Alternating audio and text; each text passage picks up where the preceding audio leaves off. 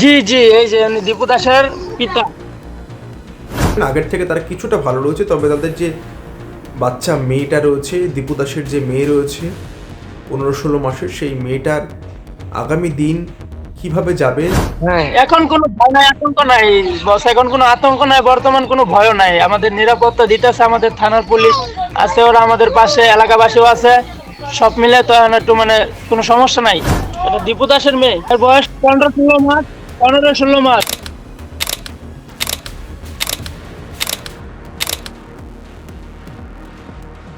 নমস্কার, আপনাদের স্বাগত আজ বাংলায়। দীপন রয়েছি আপনাদের সঙ্গে।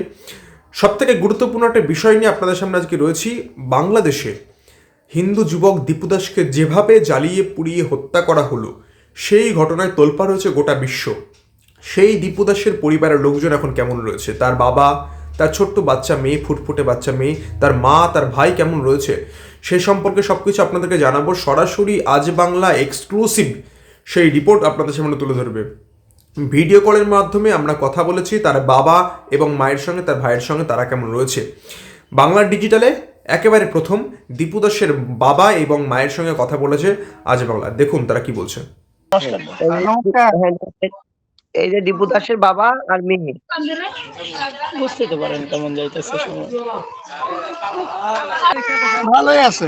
ওই দীপু দাসের বাচ্চা, এটা দীপু দাসের মেয়ে, এর বয়স 15-16 মাস, 15-16 মাস।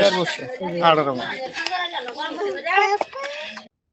আমাদের পাশে থাকার জন্য আপনাদের অনেক অনেক ধন্যবাদ। আর কি বলবো, যে আপনারা এই সময় দাঁড়াইছেন, ঠিক আছে, পাশে এসে দাঁড়াইছেন, এটাই অনেক কিছু। আপনাদের কাছে অনেক কৃতজ্ঞতা।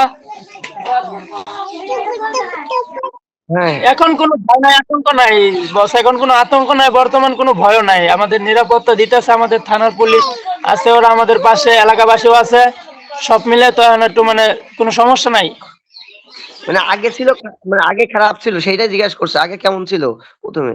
আগে তো খারাপই ছিল মোটামুটি, তবে ওই আমাদের পুলিশ থেকে নিরাপত্তা দেওয়ার পরে তো এখন কোনো ঝামেলা নাই। এখন রয়েছে, আসতে আসতে থানা থেকে আসে, ঘুরানে ঘুরানে আইসা দেখা যায় আমাদের পরিস্থিতি কি অবস্থায় আছি আমরা, মানে কোনো ঝামেলা হয়েছে কিনা, ওরা আসে, সমস্যা নাই। জি জি, এই যে দীপু দাসের পিতা, ঠিক আছে, পাশে থাকেন, আমাদের পাশে থাকবেন আপনারা। এরপরে দ্বিতীয় কথা হয়েছে যে পাশে থাকার জন্য আপনাদের অনেক অনেক ধন্যবাদ।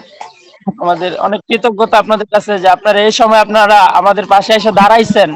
আমরা এখন জানি না এটার বিষয় কোনো কিছু, কে আইসা বা কারা কোন ভাবে ফোন ধরাই দিছে, আমরা এটা কোনোভাবে বলতে পারি না।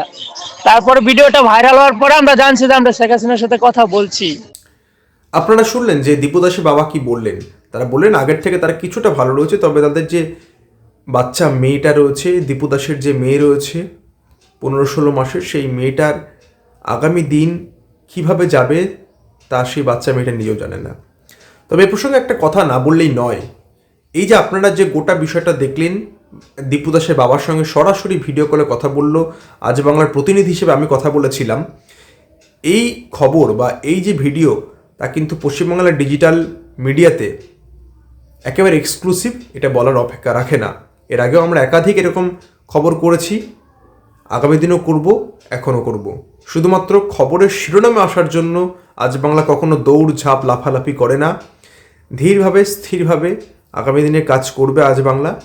হিন্দুদের স্বার্থে, হিন্দু সনাতনীদের স্বার্থে, পশ্চিমবাংলা মানুষের জীবন পরিবর্তনের জন্য, সুশাসন প্রতিষ্ঠার জন্য আজ বাংলা কাজ করবে।